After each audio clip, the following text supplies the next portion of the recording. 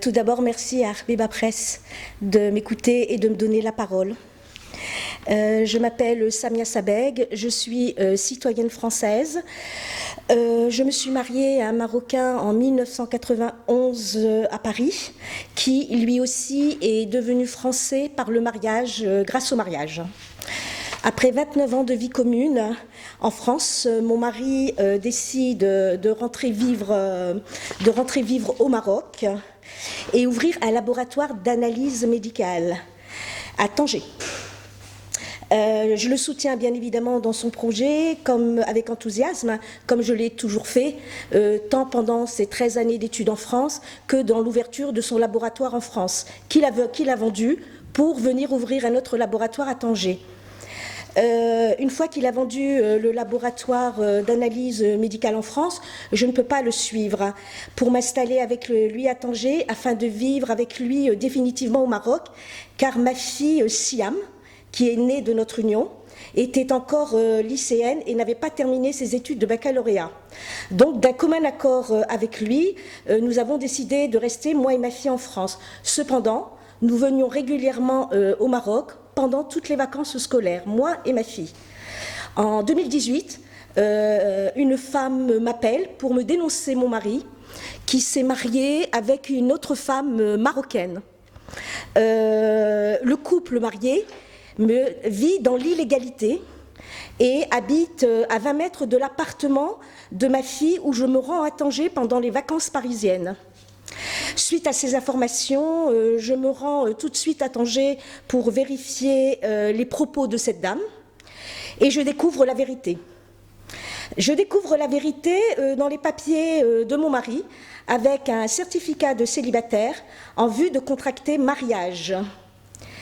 Datant de décembre 2016 et accompagné d'une facture de bijoux, de facture d'eau et d'électricité d'un appartement que le nouveau couple loue effectivement à 20 mètres du domicile de ma fille. À 20 mètres du domicile de ma fille. Ce sont des gens sans scrupules, tout ça. Je rentre chez moi à Paris. Quand j'ai découvert la vérité, je suis rentrée chez moi à Paris. Puis je suis revenue à Tanger 6 mois plus tard pour trouver la serrure de l'appartement de ma fille changée. Et quand je demande à mon mari de m'ouvrir la porte, il me répond après de 29 ans de bons et loyaux services, avec tout ce que j'ai fait, que je n'ai rien à faire au Maroc. Je ne parle pas la langue arabe, et j'ignore complètement le fonctionnement de la justice marocaine. Je me rends donc chez un avocat à Tanger pour attaquer mon mari pour faux et usage de faux. Or, mon avocat, au lieu de déposer plainte auprès de la chambre criminelle de la cour d'appel, il se contente de déposer plainte auprès de la chambre correctionnelle de première instance de Tanger. La chambre de première instance de Tanger se contente simplement et uniquement de condamner mon mari à 2 mois de prison avec sursis pour un faux et usage de faux et à 200 dirhams d'amende, c'est-à-dire 18 €. Justifiant cette condamnation par le statut social du fait qu'il soit médecin biologiste et dirigeant d'un laboratoire d'analyse, de son laboratoire d'analyse médicale. Encore pire, le parquet du tribunal de première instance de Tanger, censé être le gardien de l'ordre et de la légalité, dans une affaire de faux et usage de faux, ne fait pas appel. Chose inhabituelle dans un tel cas, ce que j'ai trouvé très bizarre. De même, aucune enquête n'a été faite auprès des agents de l'autorité complices, je dis bien complices, de cette falsification.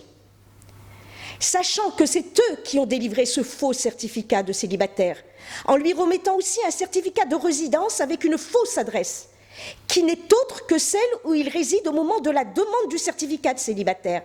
Nous avons donc, dans ce cas, plusieurs faux, ce qui est très grave. De même, je n'abandonne pas mon combat, qui est le mien, celui de ma fille, et je ne veux pas que cela se renouvelle pour d'autres femmes. C'est pour cela que j'en appelle et demande que mon dossier soit suivi par les autorités compétentes, notamment le chef du parquet, M. Abden Banaoui, la haute autorité de la magistrature, le ministre de la Justice et Sa Majesté le roi Mohamed VI. J'ai un autre souci qui n'est pas des moindres. Une fois que je suis arrivée au Maroc pour poser plainte pour le faux usage de faux, mon ex-époux en a profité pour déposer plainte pour faire une demande de divorce. Or, je ne suis pas résidente marocaine. Le divorce a été jugé en première instance et en appel, sans application de la convention bilatérale franco-marocaine signée le 1er août 1981 par les autorités de la justice et du ministère des Affaires étrangères marocains et français, ainsi que par Sa Majesté le roi Hassan II. Aucune application. J'ai été soutenue là par le parquet qui a fait un travail formidable concernant cette demande de divorce. Par ailleurs, le code de la famille marocain a été aussi bafoué, sans conciliation concernant ce divorce, sans pension alimentaire pour moi et ma fille, et un divorce pour discorde, après une condamnation avec faux usage de faux. Je n'ai jamais rencontré le juge qui a jugé ce divorce. Je suis citoyenne française, je vis en France, j'ai mis ma vie à nu, j'ai prouvé par tous les documents possibles, j'ai mis ma vie à nu que je vivais en France, que je payais mon loyer en France, que je résidais en France, que je payais mes impôts en France. Il n'a amené aucune preuve comme quoi je vivais au Maroc. Je n'ai jamais eu de carte de résidence en France. Je n'ai jamais été inscrit au consulat français.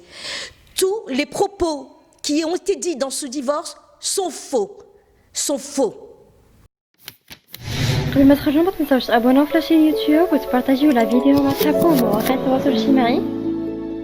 ما تنساوش ديروا جيم وتضغطوا على الجرس باش يوصلكم جديد ديالنا.